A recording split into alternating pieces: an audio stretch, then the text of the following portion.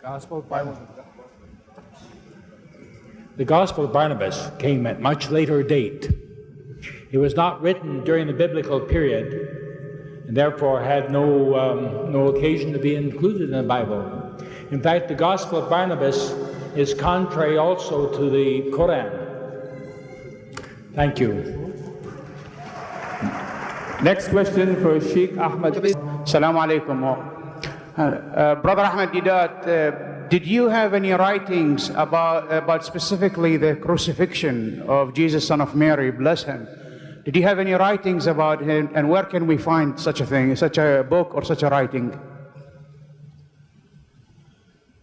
Yes, I have written a book entitled Crucifixion or Crucifixion. Sounds the same. In English, it sounds like crucifixion or crucifixion. It sounds the same. But in writing, the first crucifixion is F-I-X-I-O-N, means to fix a person on the cross and kill. And the second crucifixion is F-I-C-T-I-O-N, fiction, fairy tale. So that is the title of the book. And in that book, I'm giving more than 30 different reasons to prove that this was not a crucifixion, but it was a fiction. As the Quran says, إِلَّا اتِّبَاعَ الظَّنِّ. We'll take a question up from the sister. My question is addressed to the bishop.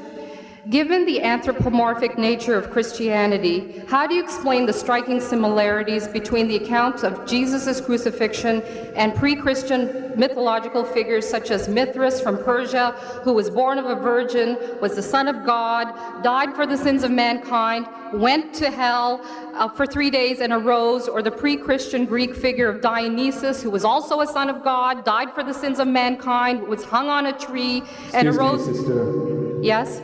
One short question. Okay, I would just like to hear your explanation concerning the duplicity between the account of Jesus and these pre-Christian mythological figures.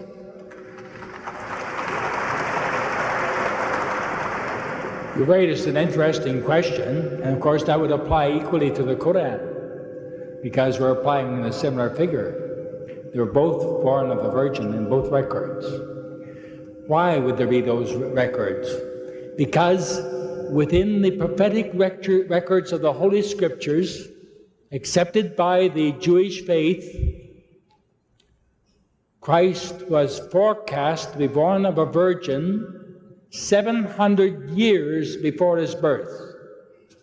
Prior to that, within the Psalms, and we're not exactly knowing how many hundreds of years before that, there is still another reference. And you go back further, and even in Deuteronomy, the book of Moses, you have another reference to a coming Christ or Messiah. So that would, if they wanted to, many things have been borrowed from others. So I think it's a borrowing. Thank you. We'll take a question from the aisle up front.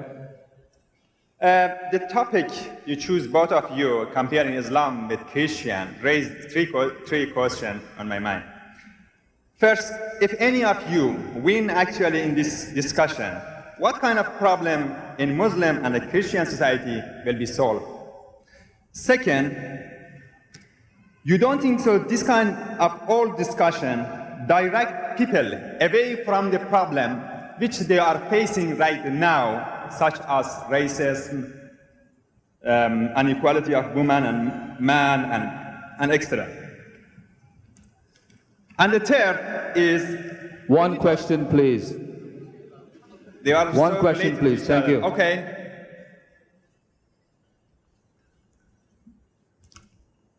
My dear brother, I don't know whether you're talking as a Muslim or as a Christian. Are you a Muslim or a Christian? Or are you neither? What are you? I don't say it's very important. Excuse me. To know me. I'm Muslim. No. Okay. You see, because you are neither fish nor fowl. You're not a fish and you're not a fowl. And you're asking a question. Why don't you identify yourself whether you are a Christian? Then I can tell you this is the foundation of Christianity. Next, we'll have a question from you. And if you're a Muslim, I said, this is what the Quran says. You are supposed to go and tell people, وَمَا قَتَلُوهُ وَمَا صَلَبُوهُ, that they didn't kill him and they didn't crucify him. Either way. So, You are neither fish nor fowl. I don't think you deserve an answer. Okay. Go ahead. Would it be all right if I read that passage? No, you have to make your question. Okay. The question is, in chapter 21:1 in the book of Genesis, it says, "And the Lord visited Sarah, and the Lord did unto Sarah, and Sarah conceived as the Lord has promised." So why don't the Christians also believe that Isaac was son of God? Perhaps I can explain that by my own example. My father was 63 when I was born, and I was not expected. But I came in answer to prayer, and God visited our family, not in a miraculous virgin birth, but in enabling my mother and my father to have a son in their old age. Thank you. Do you have a question for Sheikh Deedat up in the aisles? Yes, yeah. Go ahead, please. Assalamu alaikum. Because I couldn't ask our guest, Mr. Wakefield, I'm going to ask Sheikh Ahmed Deedat. Mr. Ahmed Deedat, brother, can you tell us how can a man die in 5 hours when he is on the cross? We know that for a man to die in a cross, it's going to take him at least 2 or 3 days. That's one. The second thing... That's it. No, it's Next question. Assalamu alaikum. Yeah, as a Muslim, I know like we don't support anything about gay. But the Christian faith, right now I know they're divided. Some bishops still support about gay. So what do you think about them?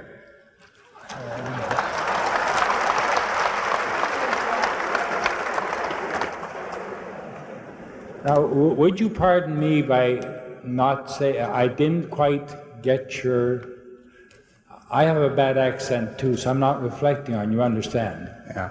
What I mean is, right now in this society, the Christianity, they divided, and there are some bishops supporting the gay society. Personally, what do you think about them, the bishop and the gay society? All right, I'll speak very frankly on that. The Bible, the Word of God, is very specific against the gay society.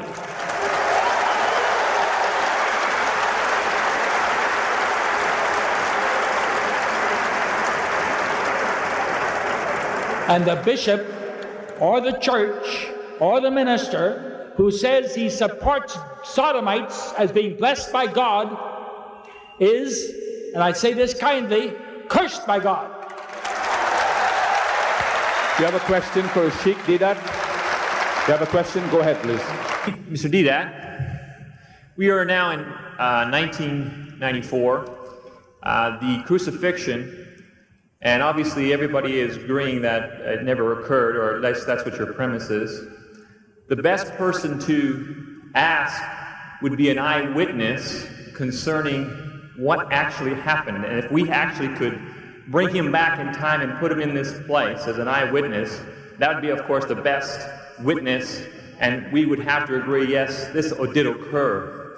We have a testimony of not only 12, but over 500 people who literally saw him, touched him, handled him. Each of them, the original 12 apostles, of the 12, 11 gave their lives as a testimony saying that yes, he did die, he was buried, he did rise again. They all are the best witnesses. If we were to bring them in this Colosseum, they would be the best witnesses. How can you therefore cast aside the greatest witness in support that not only did they give their lives in sacrifice as martyrs, but they would never die to defend a lie? How can then you say that their testimony is invalid? My dear brother, better than getting those people back from the graves and asking them, you have a written record which nobody can go against. It's already written there in black and white, and which is your witnesses. And according to these witnesses of yours, we are questioning them that